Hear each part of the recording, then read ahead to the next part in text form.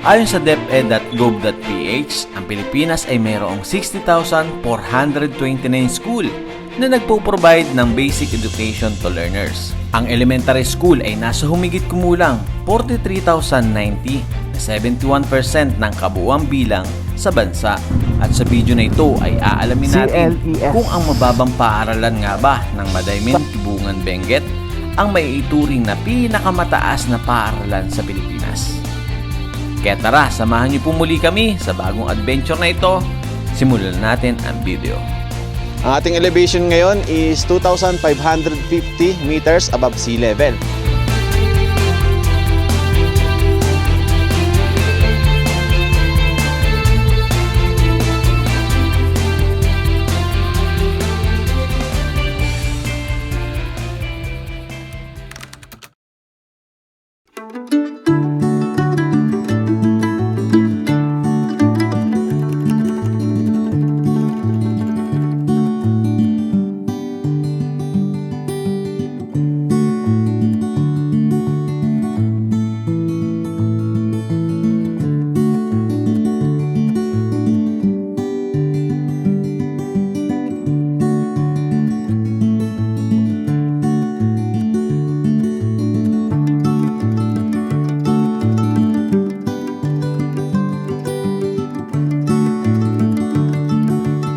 Morning guys, day 3 at nandito pa rin po tayo ngayon sa Atok, Benguet.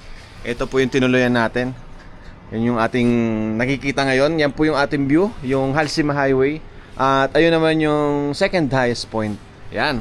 So time check tayo. 7 AM. Ngayon po ay December 6, Friday. At nandito pa rin po kami ngayon sa Atok, Benguet.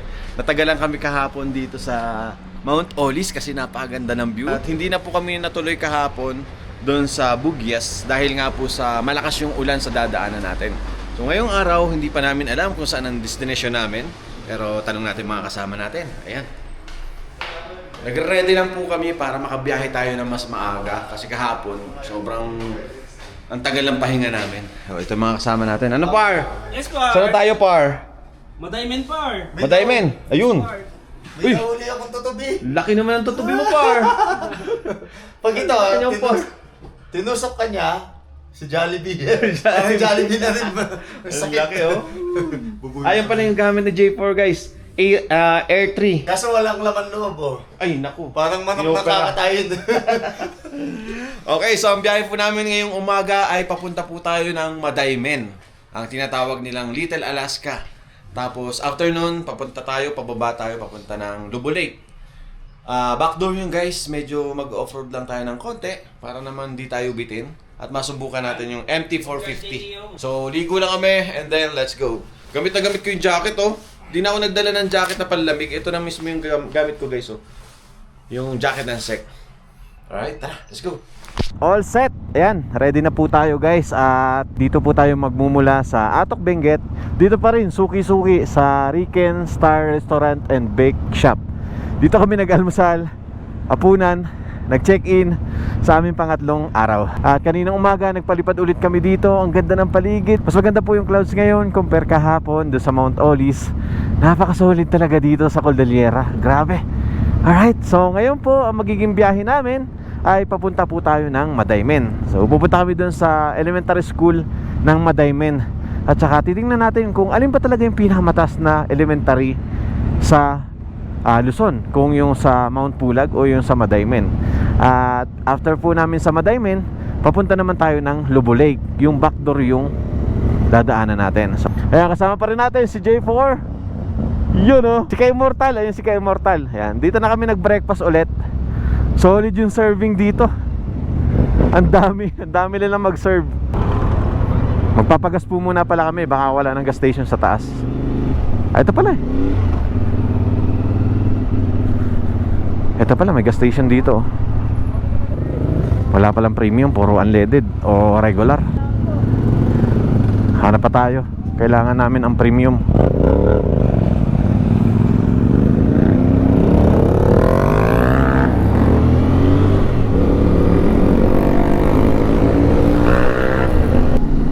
Ganda, no? Yung mga ulap, dumadampi doon sa mga puno at saka sa kabundukan. Gumagapang sila unti-unti.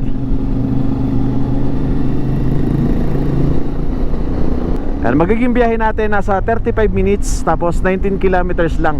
Malapit lang po yung Madaymen dito. Woohoo! Lamig.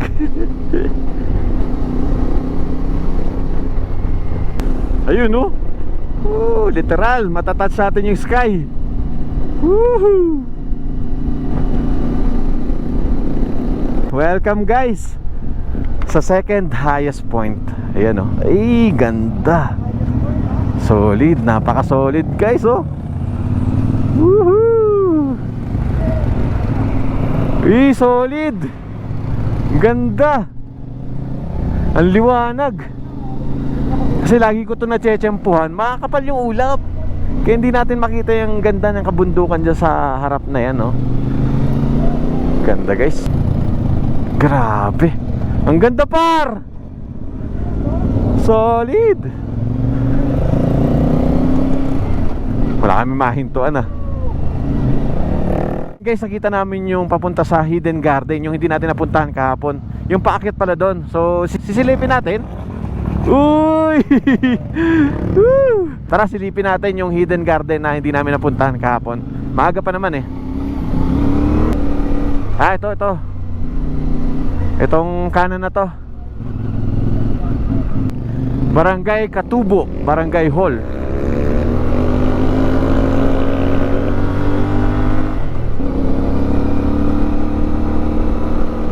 Taas nito, ah.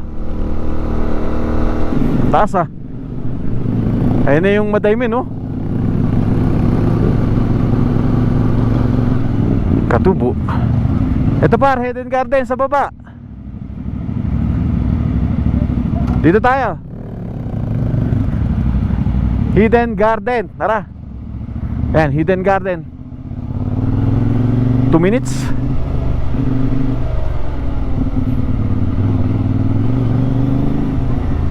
Asa na? Uy, lumipat ako. Ba't ako lumipat?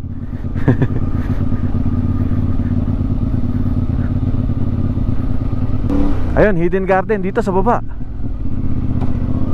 Ay, ang tarik. Ay, ang tarik. Papunta po sa Hidden Garden, sir. Diyan po. Kailangan dito na lang yung motor. Iiwan na lang po yung motor. So hindi na po kaya bumaba. Ayun, nakalagay guys, no vehicle entry. 10 to 15 minutes walk pababa. 10. Mag-stroll naman kayo. Par, hindi na pwede yung motor sa baba. Ayun, oh. No entry. 15 minutes pababa. Tara.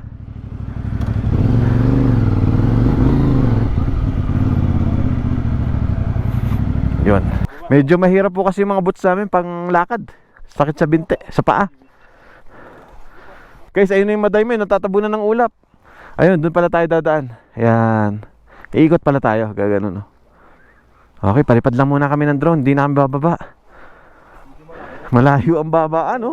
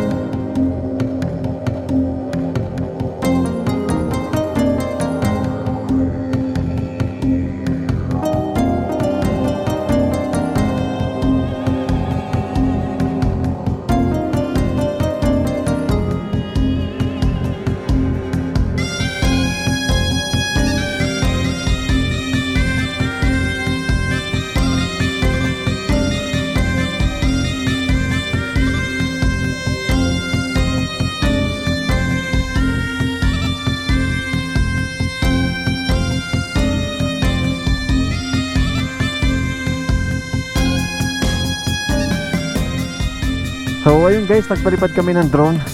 Medyo tago nga at nung pinaliparan namin, hindi masyado makita yung ganda niya. Kaya ayun, kung gusto nyong babain, 15 to 10 minutes lang lalakarin pababa. Hindi na namin binaba. Ang hirap magpaliko. Hina ng preno ko. Parang nagkaroon ng bubble yung preno ko sa likod. Kaya pag nagpe-preno ako, lubog. Kaya hirap ako magpreno sa likod. Kaya medyo harap yung ginagamit ko. Binabalance ko na lang. Ang hirap, no? Big bike pa more.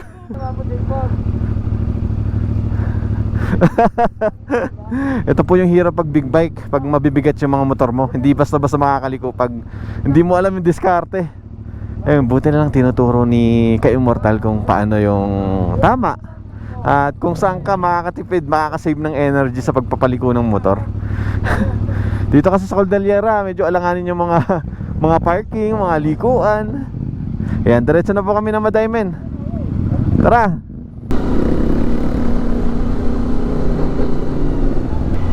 Ayun, oh, wow. Solid, oh. Yan yung paakyat ng Timbak. Okay, diretso na po kami. Eto na ulit yung Halsima Highway, Katubo, Atok. Ito po ang Katubo, Atok.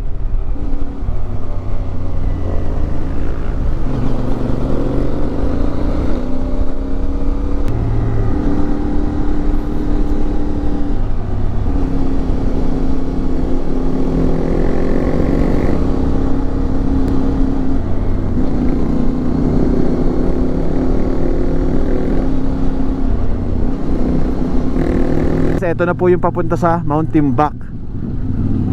Napakataas niyan. Ayun, oh. Diyan yung ADB ko halos ayaw umahon kasi hindi nalinisan ng panggilid. Kaya pag pupunta kayo dyan, medyo maintenance yung mga motor nyo kasi matarik, guys. Taas kasi yan, eh. Ito na, guys, yung boundary ng Atok at Bugyas. Ayan, daraan na tayo dito sa Welcome to Bugyas. Parang bago yung arko nila. Ayan, welcome to Bugyas. Woohoo!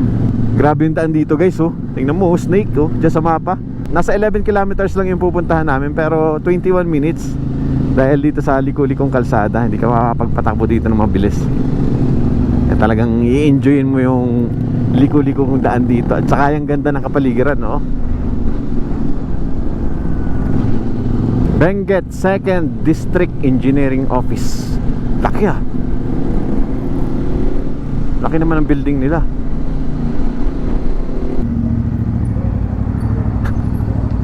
Ayan, papagas muna tayo. Dito mayroon silang premium. Nasa 65.5 pesos. Ayan, guys, oh, dito sa paligid natin, oh, mga vegetable terraces. May daan pala dun sa taas, oh. Oh. Doon ba kami galing? Doon kami pupunta. Paikot tayo. Ayan, dyan tayo pupunta. Paakyat. So 500 pesos, 7.6 liters. Aba, na full tank. Na full tank to. Na full tank yung akin. 500 pesos lang. 500 pesos full tank. Oh.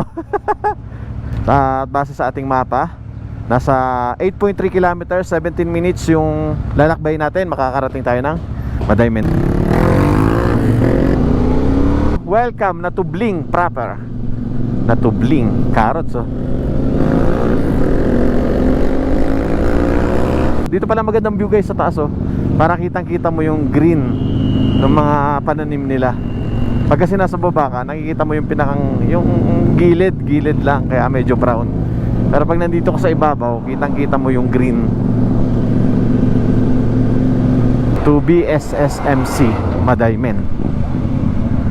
Dito kami. Dito na po pala kami. Ayan, oh. Madaymen, Sagpat, Sinipsip, Abatan. Abatan yung diretso at saka papuntang bundok. Makikita pala natin sa taas din. Ay, may bato. May bato dyan.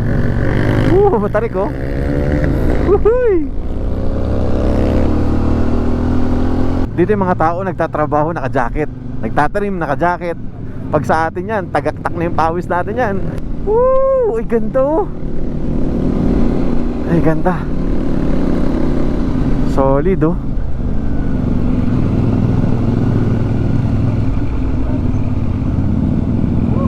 Mula dito kitang-kita natin yung kalsada papunta sa Bontoc. Siguro papalipad kami dito.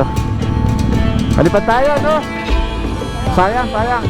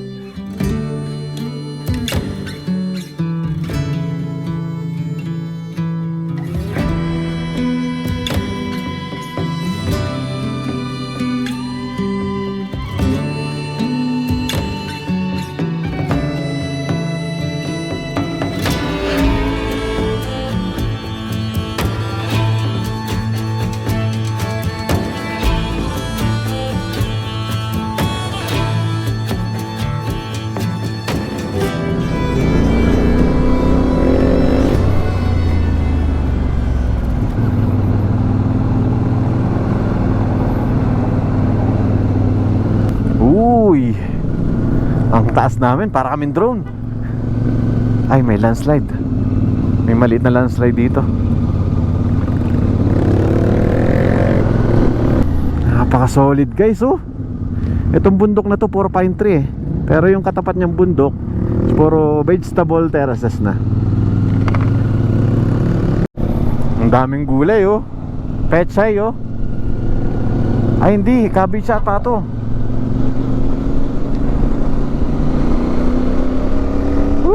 Nasa taas na kami.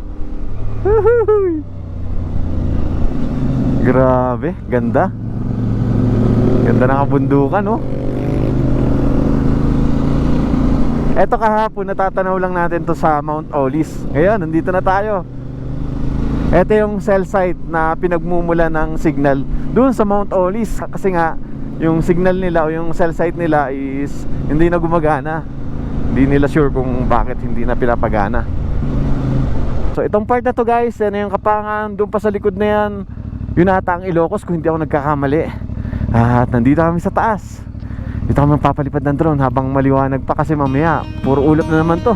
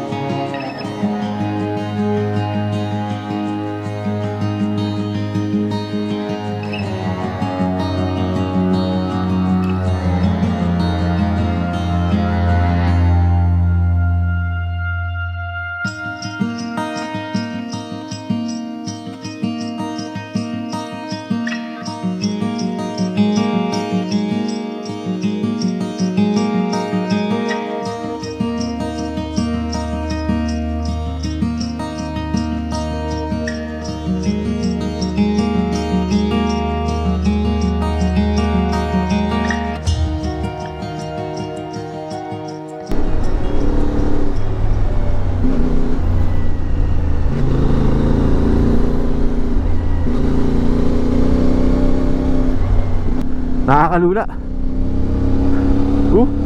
Taas. Dami tao dito ah. Gas station. Ang ganda nito. Ito, Madaymen Barangay Hall. Ito na yung Barangay Hall. Dito ata ako galing nung nakaraan eh, sa baba.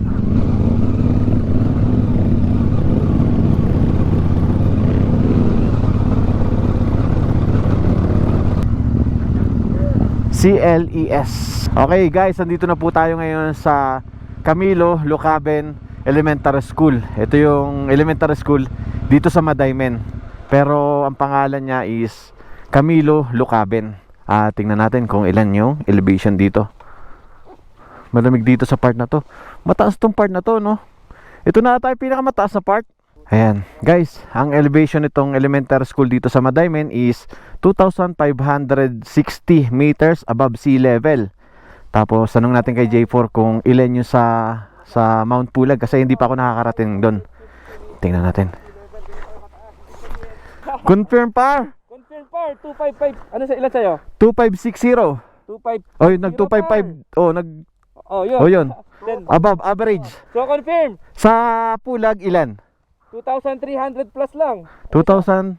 361. So 2,361 meters above sea level yun sa Pulag. Yun. 2,500. As confirmation, base sa ating informasyon dito sa ating mga device is eto, ang pinakamataas. Welcome sa pinakamataas na mababang paaralan dito sa Pilipinas. Sa Pilipinas ba o sa Luzon? Pilipinas par. Oh, Pilipinas! Welcome! Meron bang isang school? May isa pa. Sa Mount Timbak, may school doon sa taas. Sa Mangoto. Elementary school. Ay, hindi pa natin napuntahan yun. So may isa pa kaming titingnan kung mabibreak yung tingnan natin kung mabibreak yung record ng elementary school dito sa Madaymen dun sa elementary school sa Timbak. Hindi pa namin napupuntahan. Next time puntahan natin yan, okay? Okay guys, welcome po. Nandito na tayo ngayon sa Madaymen. Ang tinatawag din nila na The Little Alaska kasi itong part na to is malamig din ang klima dito at halos kapantay na siya ng Mount Olis. At base sa aming compass, ito po ay ang ating elevation ngayon is 2,550 meters above sea level. At na-confirm natin base sa ating compass na mas mataas itong elementary ng Madaymen compared dun sa elementary ng Mount Pulag. Ayan. Kaya ngayong araw naman is, at itong lugar na ito guys is mas mataas pa dun sa second highest point na highway. So nasa 2,200 plus lang siya. Mas mataas ito ng 300 meters. Diba? Welcome! Tingnan mo naman, puro ulap yung nasa paligid natin, no? Papalipat ka pa par. Dito masarap mag-aral kasi ang lamig, oh. Tingnan mo naman, guys. Ang tumira dito sa Little 11 a.m. ganito, guys, oh. Mafag. Ayan nyo? Napakatahimik pa dito. Eh, sila kuya, oh. Nandun sila kuya doon sa taas, oh. Kaya tayo dito kay kuya, mukhang mas masarap ang view dito, eh. Mas masarap dito ang spot. Yeah. Yeah. Yun, oh. Kaya akit kami, ha. Shoutout ko muna, oh. Wala kayong pasok? Wala po. Wala pa. High school. Schedule po. High school? Schedule. Schedule yung pasok nyo? Po, pumunta sa provincial meet yung teachers. Oo, kasi kanina may nakasalubong ako na papunta ng Baguio kasi may provincial meet na yun. Ganda ng spot nila dito. Sarap. Mas maganda doon. Yung Fagi, mas maganda. Saan, par? Doon sa tangke daw. Mas maganda daw ang view doon sa may tangke na yun. Pag walang ulap. 360 view, no? Ayun, 360 view. Hopefully hanggang mamaya mawala yung fog para makita natin.